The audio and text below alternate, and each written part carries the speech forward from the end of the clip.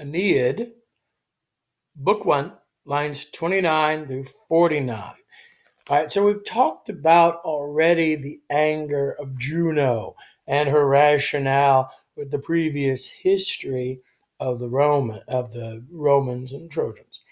Here we're going to go a little farther where you see why she has such a wounded godhood. So let's begin with this passage right here. And here's the English, of course, as always. And I've highlighted some things that are important there in the text. And you can look at that to refresh you and help you get to that level for translation. Remember, we're going to get there through some steps. This step here is going to be the translation. So above these things, right? Super usually takes accusative. Here it's taken the, actually it's not, it's an adverb. Over and above, having been incensed or set on fire, ablative caused by these things.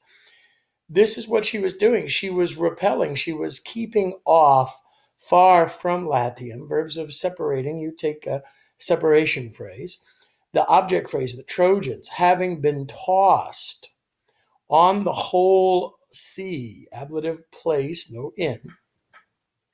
What can we say about these Trojans? Appositionally, the leftovers. These are the remainders of the of left by the Greeks and of ruthless Achilles.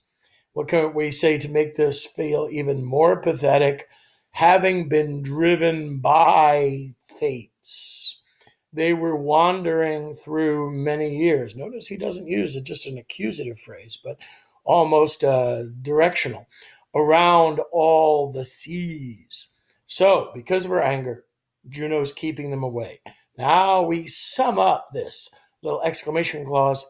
It was of such a magnitude, such a mass, predicate infinitive. In other words, the infinitive stands as a subject phrase or an equation. To found the Roman race. Remember, Virgil talks about the Roman race. It is a nationalistic epic. Hey, guess what? This is called the Aeneid, and guess who we haven't seen yet? Aeneas. Haven't even mentioned him. Scarcely out of sight. Now we're getting into in medias res, in the middle of things. So scarcely out of sight of the Sicilian Siculae Teleris lands, right? So in other words, they're now wrapping up their journey. They've been on the road for a number of years. Now they're almost to Italy. What can we say? They were joyful or joyfully giving their plural sails onto the deep, and they were rushing or tumbling the foams of the brine, of the salt, metonymy for the sea, with their brass prows. Their prows had a brass ramming rostrum on it. So therefore you have a good visualization of the Trojans. Happy.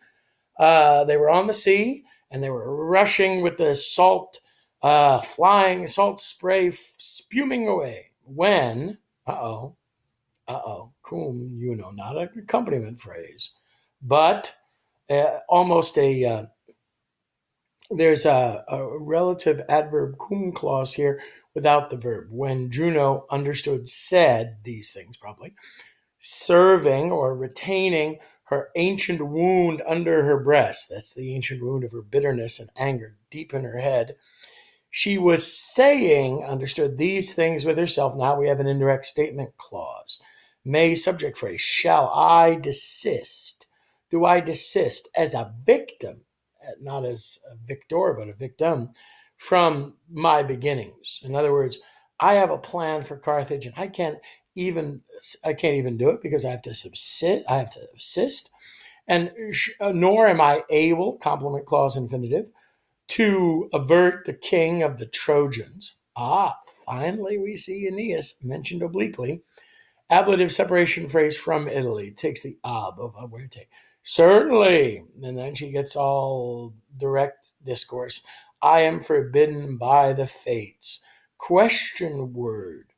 Was Pallas, that would be a Minerva, able to burn out the fleet of the Greeks, genitive possessive, and to submerge themselves, strange usage, but them, in the sea, probably an ablative place phrase.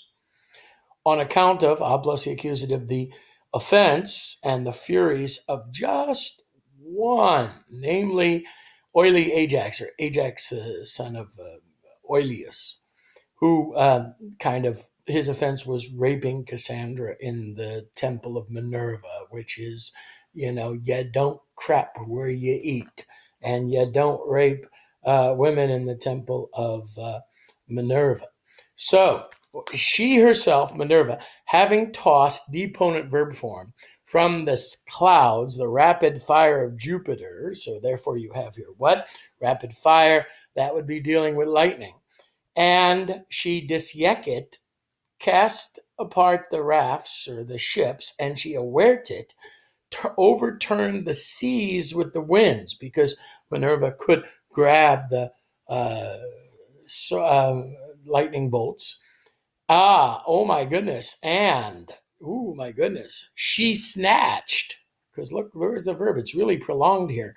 She snatched him, breathing out flames from his transfixed chest.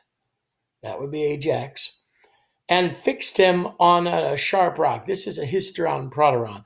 So she grabbed him with the wind first, and then he, breathing out the flames from the chest, having been pierced, struck by lightning, and then, of course, impaled on the rock of the acuto scupulo, right? But I, now she goes all rhetorical, but I, who walk or proceed as the equational phrase queen of the gods, notice that genitive, you don't have deorum because of the meter, and both the sister and the wife of Jupiter. Now we would say that would be like West Virginia incest, no offense to West Virginia, but in this case for the gods it was okay. Shall I and do I wage wars, notice plural, wars, with just one race for so many years? Now here's your accusative of extent. So Minerva could do this because she was offended, so she was able to snatch up the thunderbolt of Zeus and be able to do that. And will there anyone adore, notice a potential, after this, the divinity of Juno? Remember, the gods' divinity, their reputation, just like we have in English the name of Christ or the name of God. Here's the numen of Jupiter, of Juno. So because look what she's doing. She's totally impotent, can't stop a whole race. Minerva, who's a second-tier goddess, is able to do a lot better than she is. Or is anyone going to place as a suppliant, that means wanting a favor from Juno, will place honor or sacrifice on the altars? So in this passage, we clearly see Juno quite upset because her power as a goddess is able to do work.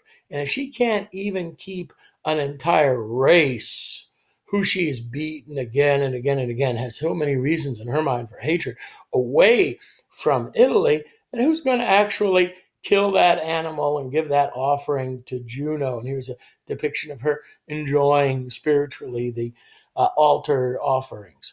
So we have here an interesting question of a very violent image of Juno's character. We talk about a storm.